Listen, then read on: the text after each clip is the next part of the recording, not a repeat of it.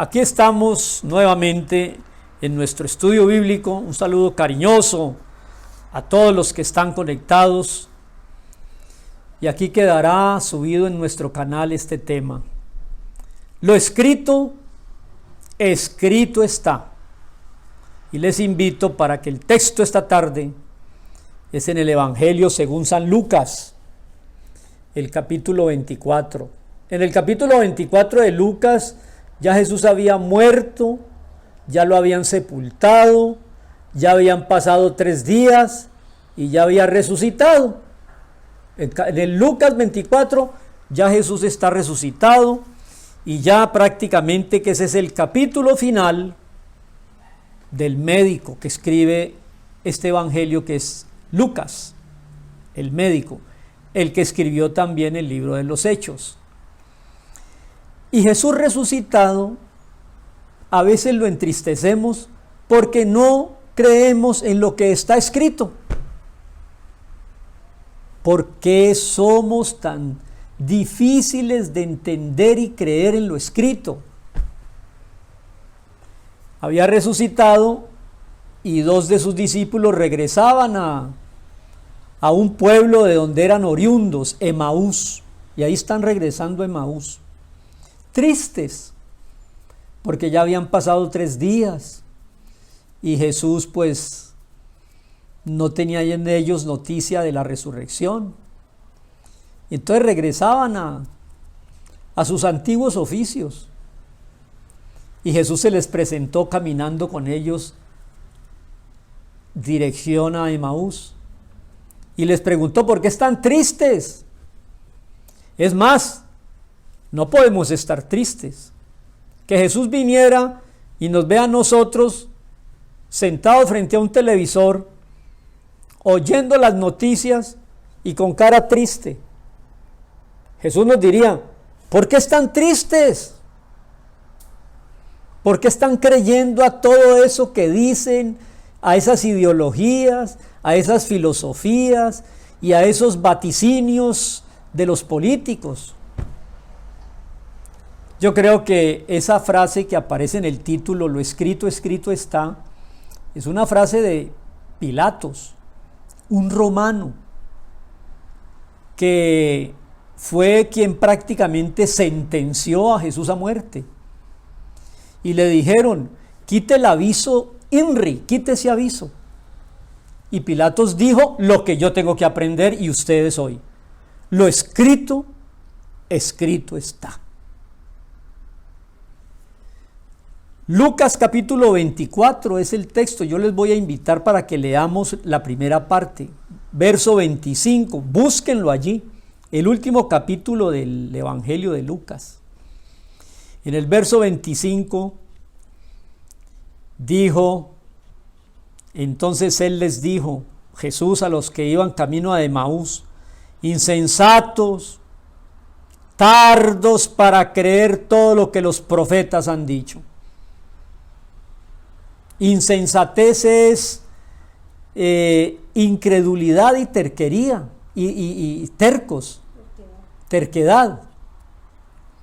Insensatos, todo lo que me sucede fue lo dicho por los profetas. Verso 26. ¿No era necesario que el Mesías padeciera estas cosas y que entrara en su gloria?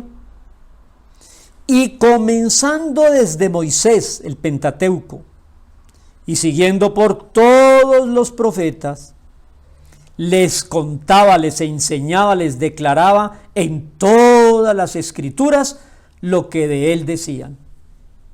El tema de la escritura, del Evangelio, del Antiguo y Nuevo Testamento es Jesús, ese es el tema.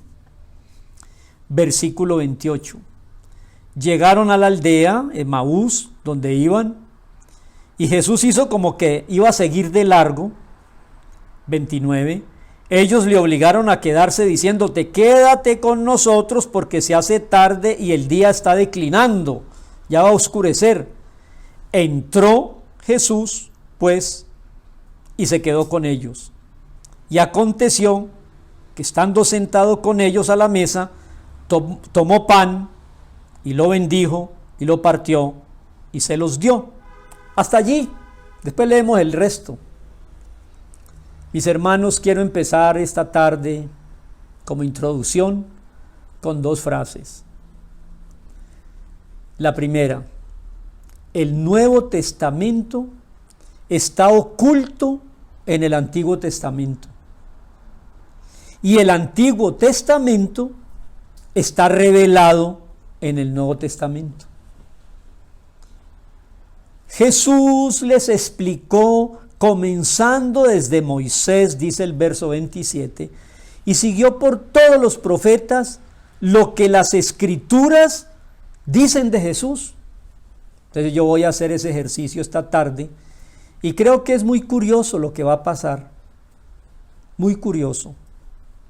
Porque yo tengo muchos años de pastor y tengo muchos años de escuchar pastores y teólogos, y ninguno ha predicado lo que yo voy a decir esta tarde. ¿De qué manera el Nuevo Testamento está oculto en el Antiguo Testamento y el Antiguo está revelado en el Nuevo? ¿Con qué fin? Con el fin de que confiemos y descansemos plenamente en que todo, absolutamente todo, Dios sabe, porque Él no tiene nada que aprender, todo lo sabe. La otra frase es de un teólogo, Charles Ryrie.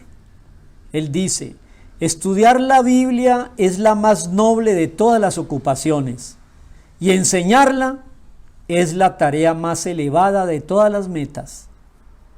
Qué lindo. Estudiarla es la más noble ocupación, y enseñarla y predicarla y compartirla es la más elevada de todas las tareas. Parecieran conclusiones, pero son introducciones. Entonces, mis hermanos, yo les voy a, con la ayuda del Señor, a destapar unos elementos que están ocultos en el Antiguo Testamento, que nos dan total seguridad en nuestra fe en Jesús y en su palabra bendita. Por ejemplo, en la creación y en la naturaleza, Dios está oculto en ella.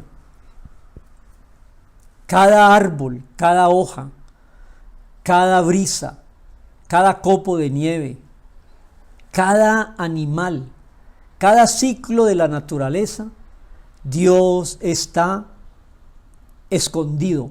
Entre otras cosas, la palabra naturaleza tiene un significado que es ocultarse. Dios no es la naturaleza, esto no es panteísmo. Dios se oculta en toda la creación para que usted y yo lo descubramos, como está oculto en el Antiguo Testamento todo el Nuevo Testamento, para que lo descubramos. Por ejemplo, la palabra historia. Historia está compuesta en hebreo de 2 raíces que quieren decir Dios actúa en la historia. Créamelo. Todo lo que usted ve que está sucediendo, lo de Ucrania, lo del petróleo, lo del dólar, todo lo que está sucediendo, Dios, como está oculto en la naturaleza, asimismo está oculto en la historia. Y aquí cabe un amén. O sea que todas las cosas que están sucediendo, a Dios no lo cogen por sorpresa. No. Descansemos. Por eso les digo, yo quiero que al terminar tengamos más fe y más confianza. Por ejemplo, un primer ejemplo de la Biblia. Cuando usted empieza a leer Génesis, el primer día Dios dijo: sea la luz, y fue la luz. Y separó la luz y las tinieblas. Y a lo seco llamó tierra, y a los aguas llamó mares y océanos. Y empezó a crear los peces y las hierbas y los animales. Y el cuarto día, el sol y la luna. Y el quinto día, toda la naturaleza. y el sexto día al hombre y luego a la mujer, y el séptimo día descansó. ¿Sabe que allá hay una revelación muy grande? Porque Dios se oculta en la Biblia, se oculta en la naturaleza y en la historia. La creación fueron 6 días y para Dios un día son 1000 años. O sea que el hombre estará en la historia 6000 años. Créamelo, no hay tiempo ahora, pero todos los estudios apuntan a que el hombre no tiene 300.000 millones de años sobre la tierra. Eso es mentira. Es más, porque sé que lo escuchan en el canal todo tipo de personas, no hay registros históricos de más de 5.000, 6.000 años, no hay. ¿Cómo así que estamos aquí hace miles de millones de años? Mentira. Descubrimos, estudiando la Biblia, que los 6 días son 6.000 años de historia y los judíos van muy cerca del año 6.000. Nosotros estamos en el 2022 porque cortamos la historia cuando nace Jesús. Pero como ellos no han creído en Jesús, ellos siguieron contando y van muy cerca del año 6.000. Prueba de que estamos llegando al final de la historia. Y el séptimo día que hizo Dios en la creación, descansó, el día de reposo. El séptimo año, o sea, del año 6.000 cuando termine y empiece el año 7.000, va a ser el milenio. Mire usted, la historia bíblica está en total armonía, como los dedos, en total armonía con la revelación bíblica. Y esos son temas bastante amplios, pero muy bien documentados, para desafiar a cualquier persona. Eso, por ejemplo. ¿Por qué la semana tiene 7 días? ¿Usted no se ha preguntado? Por ejemplo, los calendarios varían mucho. El año chino es distinto al año hebreo y es distinto al año gregoriano. Nosotros estamos en el 2022. Los meses del año también varían mucho. Hay unos lunares y hay otros solares. Pero miren, todas las culturas, todas, absolutamente todas, tienen semanas de 7 días. ¿Por qué en eso estamos de acuerdo? Por ejemplo, ¿por qué el día tiene 24 horas? Porque es el tiempo que la Tierra gira en su propio eje. Perfecto, hay una razón cósmica. ¿Por qué el mes tiene 30 días en promedio? Porque es el tiempo en que la Luna, nuestro satélite, le da la vuelta a la Tierra. Tiene una razón cósmica, la Luna dándole la vuelta a la Tierra. ¿Por qué el año tiene 365 días? Porque es el tiempo que la Tierra se traslada alrededor del Sol. Tiene una razón cósmica. ¿Por qué la semana tiene 7 días, Pastor Brown? No hay ninguna razón cósmica. Y eso, en el mundo entero, todas las semanas tienen 6 días laboral y un día de descanso. ¿De dónde sale eso?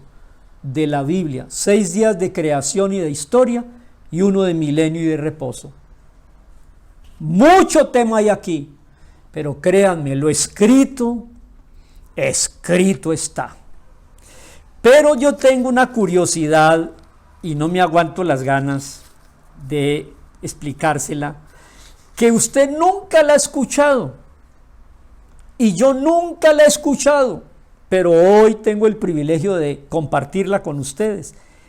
Vayan a la Biblia de Génesis capítulo 5. Génesis. Ahí los voy a esperar. Vaya a la Biblia, Génesis capítulo 5.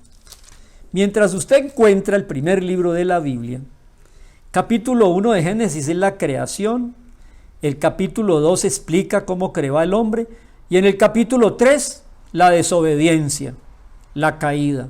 Y en el capítulo 4, Caín y Abel. Caín mata a Abel. ¿Cómo le parece? 4 capítulos. Creación, el hombre, la desobediencia y el primer asesinato. Y de pronto aparece el capítulo 5, los invito. De ese capítulo nadie predica, porque es una genealogía. Los descendientes de Adán. Nadie predica de eso. Solo yo hoy. Y allí hay un mensaje escrito, y escrito está. Porque Dios se oculta en la naturaleza, en la historia, en las circunstancias, en las ciudades, en los gobiernos, pero lo descubrimos y descansamos en Él. Aquí está oculto un mensaje maravilloso. Mire, Génesis 5, en el verso 1, habla de Adán. Este es el libro de las generaciones de Adán, el día en que creó Dios al hombre. A semejanza de Dios lo hizo. Y en el versículo 3, como le mataron a Abel, entonces Dios le dio un reemplazo a Adán y Eva, y fue Set. Entonces el segundo nombre que aparece en la genealogía en el versículo 3 es Set. Y en el 6 vivió Set 105 años y engendró a Enós. Subraye, el tercero en la lista es Enós. Versículo 9, vivió Enós 90 años y engendró a Cainán. Cainán es el 4. Haga la lista. Por eso le digo, de esto no te van a explicar en ningún seminario teológico. Nadie te va a predicar de eso. Pero mire el mensaje tan bello. Lo escrito está para usted y para mí. Sigamos en el verso 12. Cainán vivió 70 años y engendró a Naalalel. Naalalel. Escríbalo. El 5. Naalalel. El 6. Versículo 15. Jared. Subráyelo. Y el séptimo, que es muy famoso. Verso 18, vivió Jared 162 años y engendró a Enoc. Y ese Enoc fue el que no murió. Vea usted el verso 19. Vivió el papá Jared después de que engendró a Enoc 800 años y engendró hijos e hijas. Y fueron todos los días de Jared 962 años y murió. Y 21, vivió Enoc 65 años y engendró a Matusalén. 22, caminó Enoc con Dios después de que engendró a Matusalén, vivió 300 años y engendró hijos y hijas, y fueron todos los días de Enoc 365 años. Caminó Enoc con Dios y desapareció porque se lo llevó Dios. Enoc no murió, tenga en cuenta eso.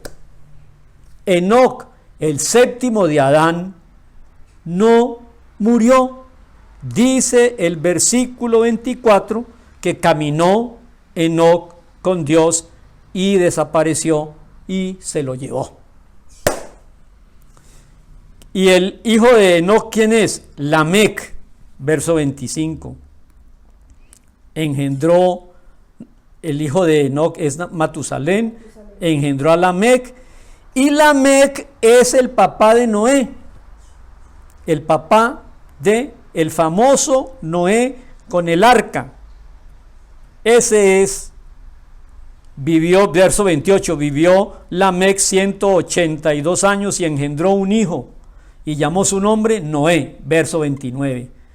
Noé, gracia, descanso. Este aliviará de nuestras obras y el trabajo de nuestras manos.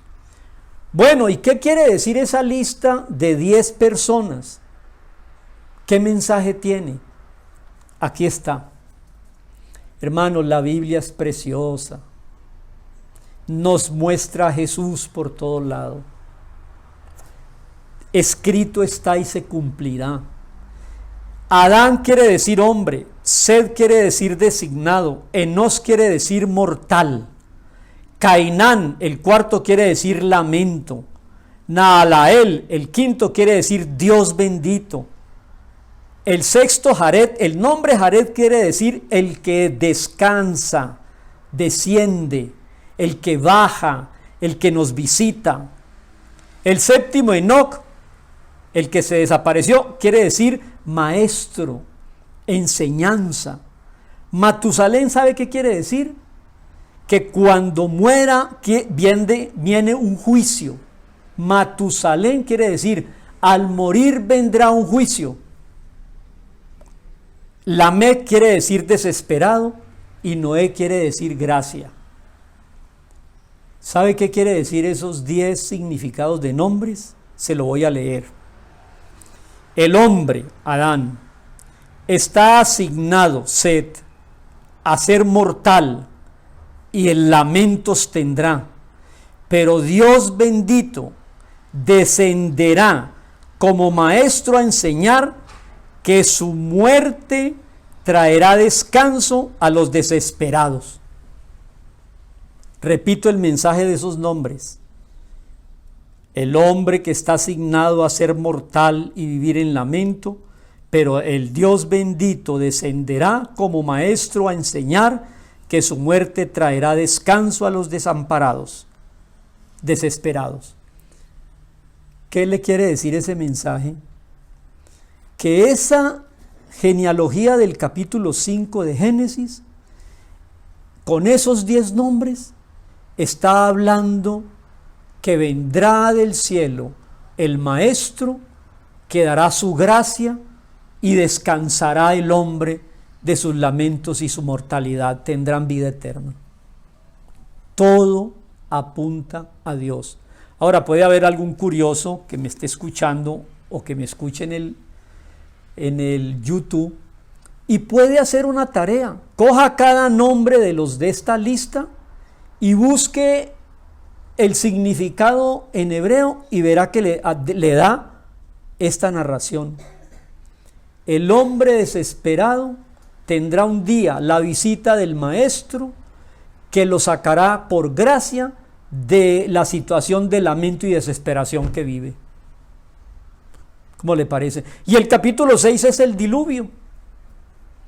¿Por qué Dios, escribiendo la palabra, metió esa genealogía en el capítulo 5? Para explicarnos claramente que Él tiene un plan y lo escrito está. Podemos descansar confiadamente.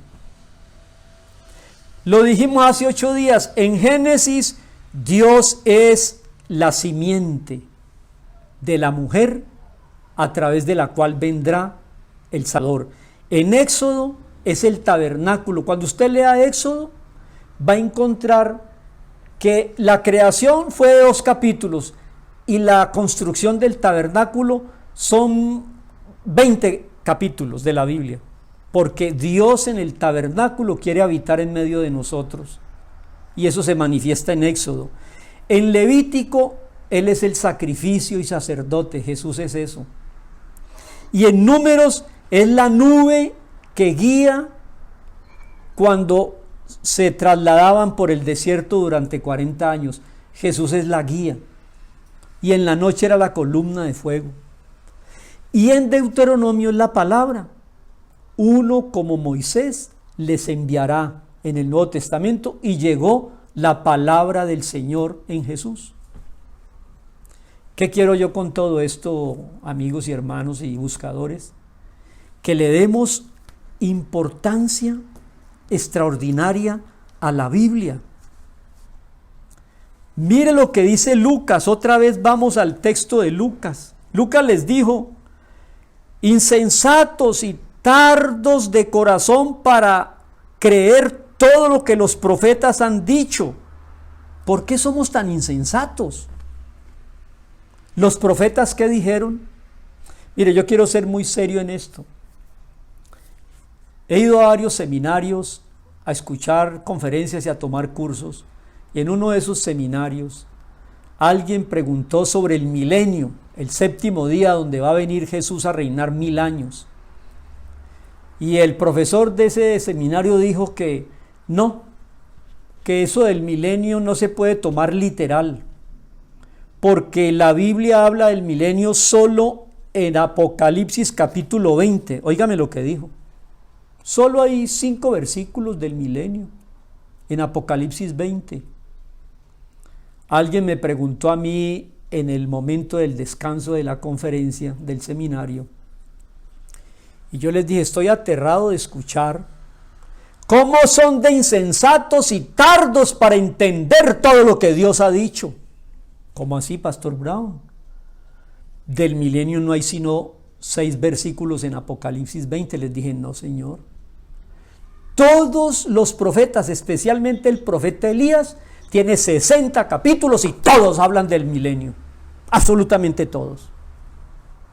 ¿Cómo así?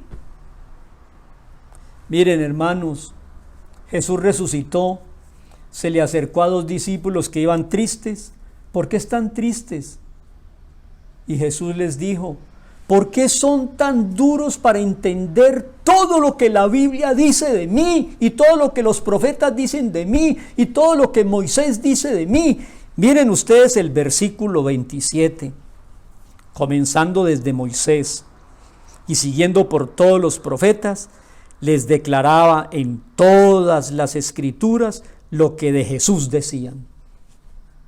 Por favor, no más, no seamos insensatos. ¿Y cómo termina ese pasaje? ¿Cómo termina? Yo veo el reloj y me corre mucho el tiempo. Mire cómo termina. Entonces, en el verso 31 del capítulo 24 de Lucas, después de que Jesús partió el pan con ellos, les fueron abiertos los ojos y lo reconocieron. Y en ese momento desapareció de su vista. Y mire qué lindo. Ese versículo 32, yo lo quisiera para mí. ¿Sabe qué dijeron esos 2 discípulos de Emaús? ¿No ardía nuestro corazón en nosotros mientras Él hablaba por el camino y cuando nos abría las escrituras? ¿Sabe qué quiero yo? Y le pido a Dios que mientras que hacemos estos estudios, genealogía del capítulo 5, le arda el corazón. Porque Jesús el Nuevo Testamento está oculto en todo el Antiguo Testamento y el Antiguo Testamento está revelado en el Nuevo.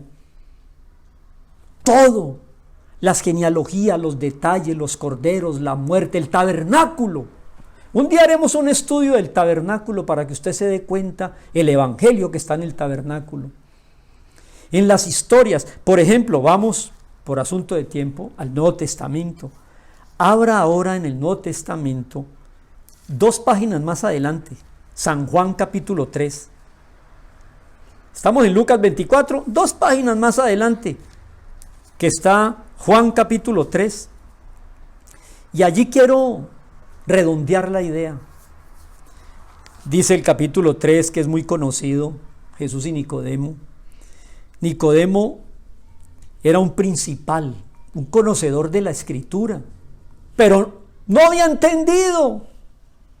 Entonces vino a Jesús de noche, dice el verso 2, y le dijo: Rabí, que quiere decir maestro, ¿sí? Tienes que ser de Dios, porque nadie puede hacer las señales que tú haces si Dios no está con él. Nicodemo reconoció a Jesús. Entonces Jesús le dijo: de cierto, Nicodemo, te es necesario nacer de nuevo.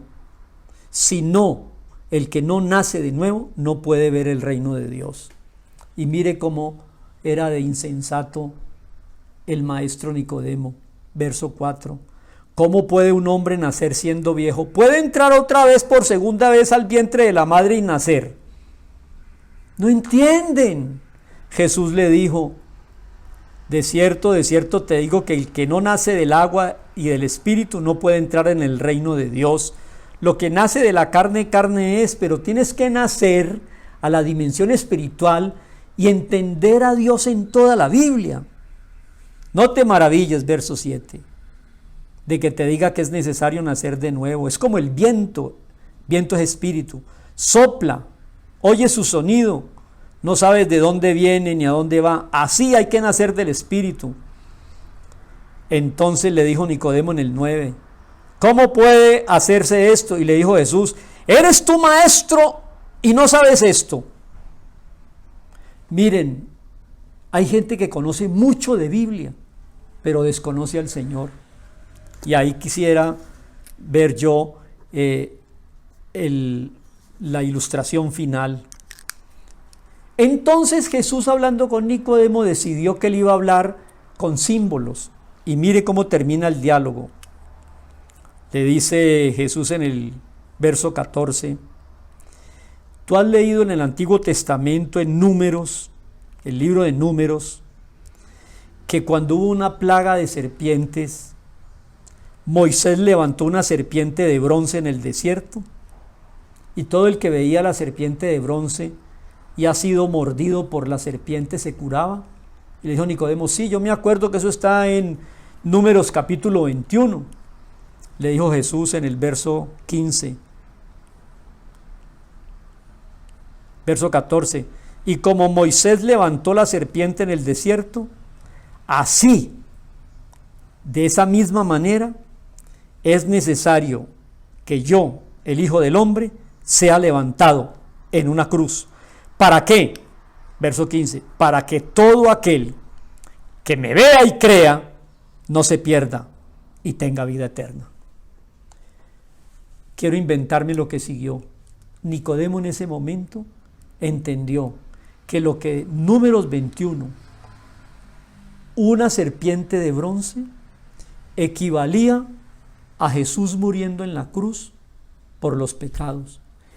La serpiente de bronce los libraba de la mordedura venenosa de la serpiente en el desierto. Jesús, levantado en la cruz, haciéndose serpiente, nos libera del pecado y nos da la vida eterna.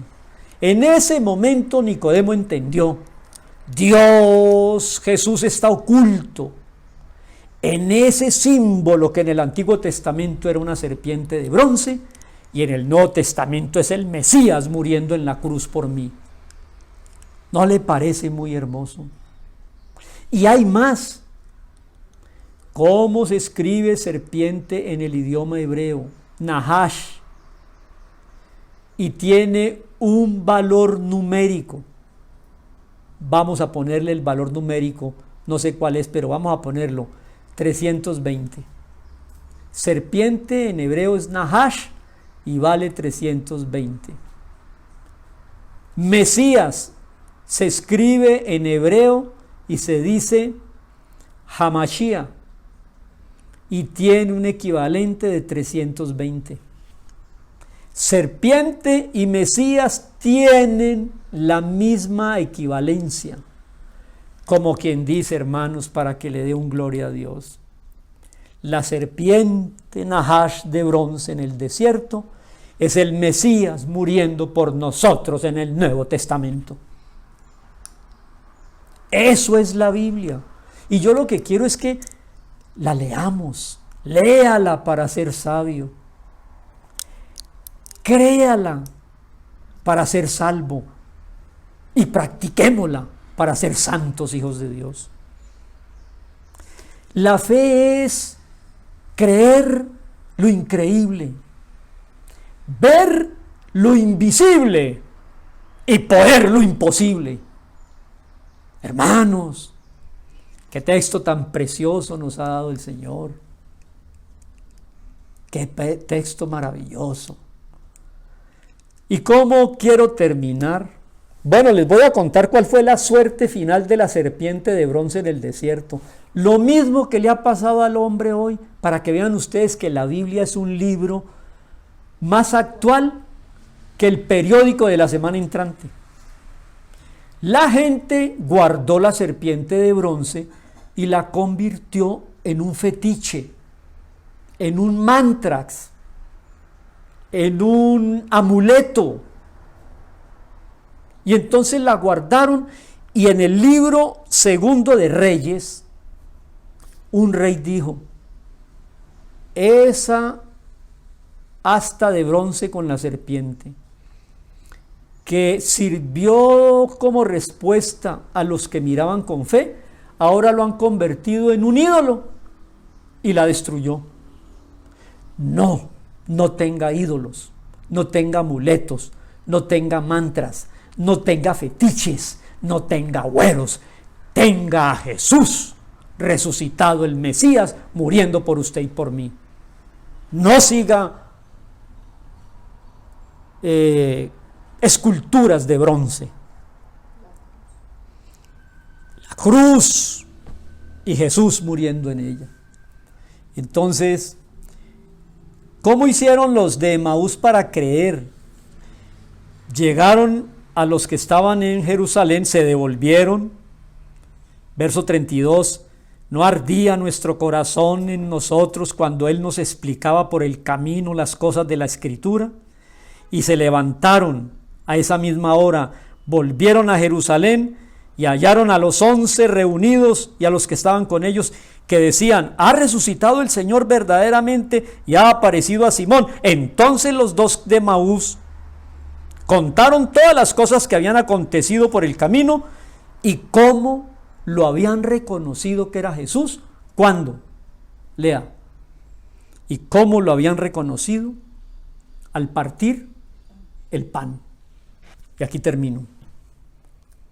Jesús es pan y vino, símbolo precioso. Así está escrito.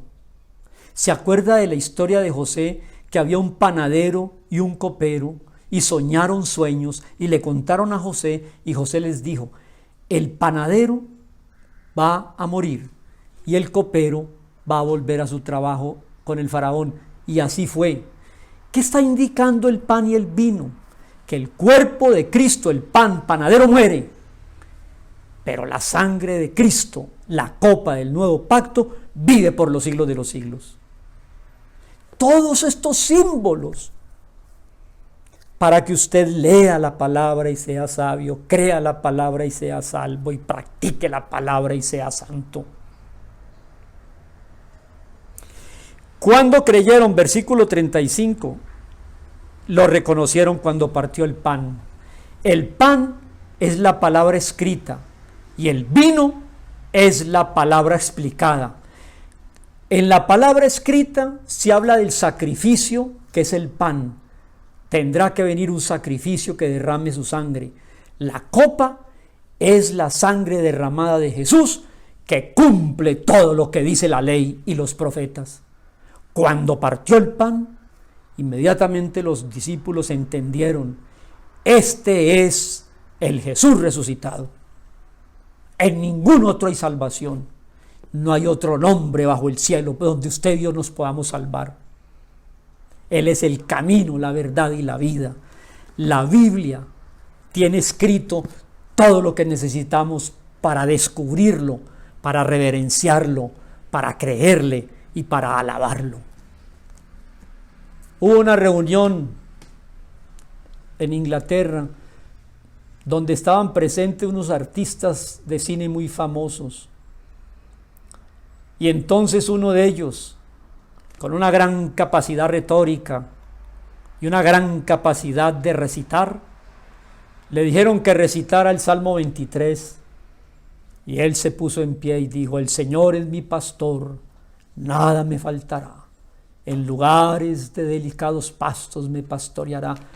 Y cuando terminó ese gran poeta de recitar el Salmo 23, todos aplaudieron. Había en esa reunión un pastor, un viejo pastor evangélico cristiano, y le dijeron al pastor: ¿qué tal le pareció la recitación? Dijo: maravillosa. ¿Puede usted también declamar o recitar el Salmo 23? Sí. Se paró el pastor y empezó a decir: Jesús es mi pastor, nada me ha hecho falta. Me ha llevado por caminos y a aguas de reposo. Y siguió.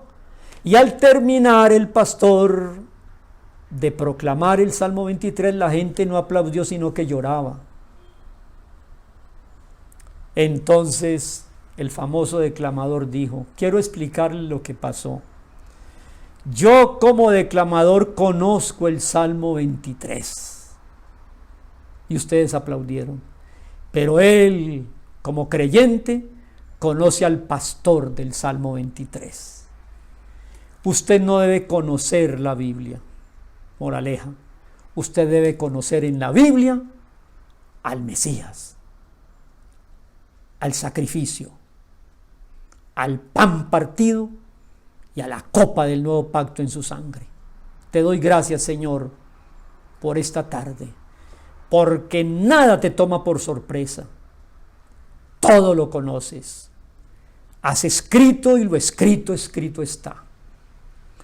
Confiamos plenamente en tu palabra, entregada en el Sinaí y encarnada en Belén. Y Jesús, la palabra viva, como sacrificio, que murió en la cruz como la serpiente de bronce, para que todos los que hemos creído en él tengamos perdón, salvación y vida eterna. Que tu paz, que sobrepasa las circunstancias de este mundo de tinieblas, guarde y gobierne nuestros corazones. A ti sea la honra y la gloria por siempre, Jesús. Amén y amén. Bendiciones.